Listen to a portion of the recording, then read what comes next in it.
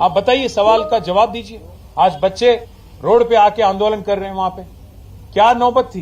वो आते हैं यहाँ पे, पूरे हिंदुस्तान में 28 जो रियासत है वहां से आके यहाँ पढ़ाई करते हैं, उनकी फ्यूचर के लिए कुछ अच्छा मेहनत कर रहे हैं। वो आज उनको मजबूरन आपकी हुकूमत की तरफ से जो मजबूरी यहाँ पे खड़ा किया गया, उसके जवाब में बच्चे आज बाहर आके उनको आंदोलन करना पड़ रहा है।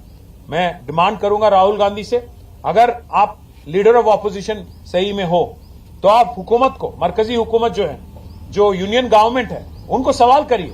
उनको बोलिए एक सेंट्रल यूनिवर्सिटी है, एक्सपैंड करना चाहती है, उनका इंफ्रास्ट्रक्चर में एडिशन करिए।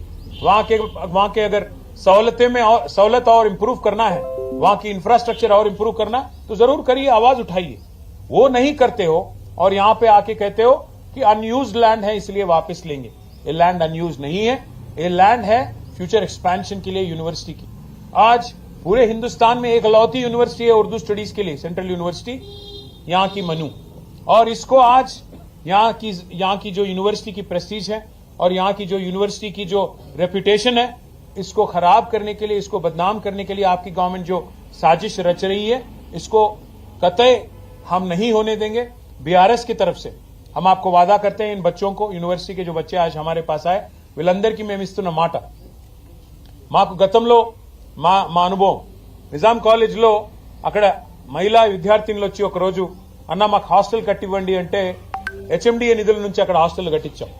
అట్లాగే మౌలానా యూనివర్సిటీలో కూడా నేను ఇవాళ పిల్లలందరికీ చెప్పాను, సరే ఈ గవర్నమెంట్ ఎట్లాగూ వీళ్ళు గుంజుకునేటోళ్ళు తప్ప ఇచ్చేటోళ్ళు కాదు, కాబట్టి వాళ్ళకి ఏం చెప్పిన నేనంటే, మళ్ళీ తిరిగి 2-2.5 ఏళ్లలో కేసీఆర్ గారి ప్రభుత్వం వస్తుంది, వచ్చిన తర్వాత ఇదే యూనివర్సిటీలో ఆ ల్యాండ్ లోనే ఎక్స్పాన్షన్ కి కావాల్సిన డబ్బులు కూడా అవసరమైతే స్టేట్ గవర్నమెంట్ నుంచి మేమిచ్చి మీకు అండగా నిలబడతాం. Future expansion also we will take responsibility if the central government does not act.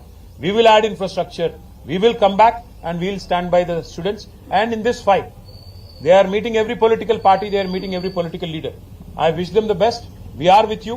We'll raise our voice in all forums. We'll raise our voice in Rajya Sabha where we have representation. We'll also come with you to Delhi if need be. Delhi भी आएंगे और union government से भी सवाल करेंगे कि क्यों कर रहे हो आप ये लोग ये सब. तो इसीलिए मैं आपसे कहना चाहता हूं, మీడియా కూడా నేను ధన్యవాదాలు చెప్తాను, ఎందుకంటే మీరు అందరూ కూడా ఇష్యూని సపోర్ట్ చేస్తా ఉన్నారు. సెంట్రల్ యూనివర్సిటీలో ఎట్లా అయితే ఈ ప్రభుత్వం భూములను గుంజుకునే ప్రయత్నం చేసిందో, ఇక్కడ మౌలానా ఆజాద్ యూనివర్సిటీలో కూడా అదే రకంగా భూములను లాక్కునే ప్రయత్నం చేస్తున్నది. ఉన్న ఒకే ఒక్క ఉర్దూ స్టడీస్ కి సంబంధించిన యూనివర్సిటీ మీద ఈ రకంగా కన్నేయడం ప్రభుత్వానికి మంచిది కాదు. ఇండియన్ స్కూల్ ఆఫ్ బిజినెస్ కూడా, ISB is a top business school in the country, దాని నుంచి కూడా నేను తీసేసుకుంటాను land. HCU one of the top most universities of the country, అక్కడి నుంచి ల్యాండ్ తీసుకుంటాను అంటే ఒక రియల్ ఎస్టేట్ బ్రోకర్ ముఖ్యమంత్రి అయితే ఎట్లా ఉంటుందో పిల్లలు చెప్తున్నమాట. ఒక రియల్ ఎస్టేట్ బ్రోకర్ ముఖ్యమంత్రి అయితే ఎట్లుంటుందో ఇలా ఈ ప్రభుత్వ వ్యవహారం అట్లా ఉందని వారు చెప్తా ఉన్నారు. దాంతో పాటు నేను ఇంకొక మాట కూడా మీకు గుర్తు చేస్తా ఉన్నాను. రాహుల్ గాంధీ గారు 2.5 ఏళ్ల కిందట అశోక్ నగర్ లో ఛాయ్ అడ్డా మీద కూర్చొని పోజులు కొట్టుకుంటా మాట ఇచ్చిండు. 2 లక్షల ఉద్యోగాలు ఇస్తా, మీరు 2 ఉద్యోగాలు తీసేయండి, కేసీఆర్ది కేటీఆర్ది, 2 లక్షల ఉద్యోగాలు మొదటి సంవత్సరంలో ఇస్తా అని మాట ఇచ్చిండు. మరి నిన్న ఏం జరిగింది? నిన్న రాత్రి 2 ఏళ్లు గడిచిపోయింది, 25 నెలలు దాటిపోయింది, ఇంతవరకు 10,000 ఉద్యోగాలు కూడా ఇవ్వలేదు. మీరు ఏమైనా నీ 2 లక్షల ఉద్యోగాలు అని చెప్పి పిల్లలు రోడ్డెక్కితే వాళ్ళని ఇష్టం వచ్చినట్టు గొడ్లను కొట్టినట్టు కొట్టి వాళ్ళని 7 పోలీస్ స్టేషన్లో నిన్న ఈ దిక్కుమాలిన ప్రభుత్వం వారిని నిర్బంధించింది.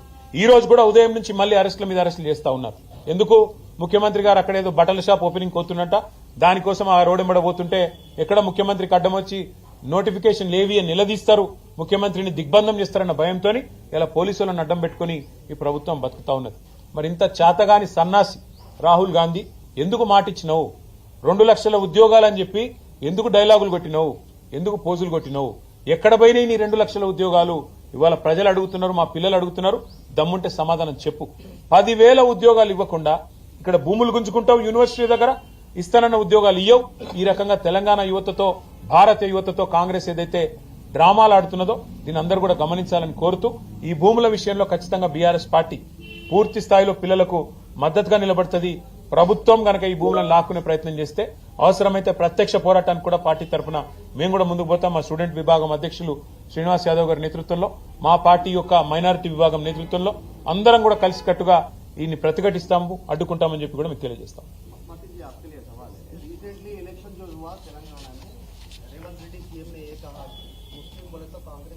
గారు ఇంకా మరి మిగతా మిత్రులందరూ కూడా కలిసి హైదరాబాద్ కి తలమానికంగా భారతదేశంలోనే ఉర్దూ స్టడీస్ కి ఉన్న ఒకే ఒక్క సెంట్రల్ యూనివర్సిటీని ఏ రకంగా ఈ రాష్ట్ర ప్రభుత్వం నిర్వీర్యం చేసే ప్రయత్నం చేస్తున్నదో, దీన్ని కూడా రియల్ ఎస్టేట్ అవసరాల కోసం ఏ రకంగా వాడుకోవడానికి విలువైన భూములను ఏ రకంగా 50 ఎకరాలను ఇవాళ స్వాధీనం చేసుకోవడానికి ప్రయత్నం చేస్తున్నదో వారి బాధను వివరించడానికి ఇక్కడికి వచ్చారు. నేను గతంలో మున్సిపల్ శాఖ మంత్రిగా కూడా పనిచేస్తున్నాను కాబట్టి నాకు 2 విషయాల్లో అవగాహన ఉంది. ఒకటి, ఈ మౌలానా అబుల్ కలాం ఆజాద్ యూనివర్సిటీ ఏదైతే ఉన్నదో వీరు గతంలో కూడా హైదరాబాద్ ఇన్ఫ్రాస్ట్రక్చర్ అవసరాలకు సంబంధించినంత వరకు ఎప్పుడైనా కూడా సహకరించారు. ఎప్పుడైనా కూడా ముందుకొచ్చి హైదరాబాద్ ముందుకు పోతుంది అంటే మాత్రం వారు కూడా మనకు అండగా నిలిచారు. 32 ఎకరాలు, ఎందుకంటే ఓఆర్ఆర్ని అంటుకునే ఉంటుంది యూనివర్సిటీ, ఓఆర్ఆర్ కూడా యూనివర్సిటీ ల్యాండ్లోంచి పోయింది. అది అడిగినప్పుడు ఆనాడు కాంగ్రెస్ ప్రభుత్వమే ఉంది, 32 ఎకరాలు అప్పుడు కూడా ఇచ్చారు. తర్వాత బీఆర్ఎస్ గవర్నమెంట్ వచ్చిన తర్వాత ఆ ఖాజాగూడ చెరువు నుంచి యువతల గచ్చిబౌలి టు అటు నానక్రామ్ కూడా ఒక లింక్ రోడ్ తీయడానికి ల్యాండ్ అడిగితే 7 ఎకరాల స్థలం అప్పుడు కూడా యూనివర్సిటీ ల్యాండ్ అప్పుడు కూడా వాళ్ళు సహకరించారు. అప్పుడు కూడా వారి యూనివర్సిటీ కాంపౌండ్ వాళ్ళు కూడా వెనక్కి జరుపుకొని వారు మనకు రహదారి ఏర్పాటు చేయడానికి అవకాశం ఇచ్చారు. అంటే ఎందుకు చెప్తా ఉన్నానంటే హైదరాబాద్ నగర విస్తరణకు, హైదరాబాద్ ప్రజల అవసరాలకి, హైదరాబాద్ పురోగమనానికి ఎన్నడూ కూడా యూనివర్సిటీ వ్యతిరేకించలేదు. కానీ ఈ రోజు యూనివర్సిటీ పిల్లలందరూ కూడా ఇక్కడ ఎందుకు వచ్చారు అంటే అసలు సెంట్రల్ యూనివర్సిటీ వచ్చిందే హైదరాబాద్ కి తెలంగాణ మొదటి దశ పోరాటం తర్వాత ఇక్కడి విద్యార్థులకు, ఇక్కడి ప్రజలకు ఇచ్చిన హామీల్లో భాగంగా హైదరాబాద్ సెంట్రల్ యూనివర్సిటీని ఏర్పాటు చేశారు. ఆ తర్వాత క్రమంలో మరొక సెంట్రల్ యూనివర్సిటీ మరి అబుల్ కలాం గారి పేరు మీద పెట్టిన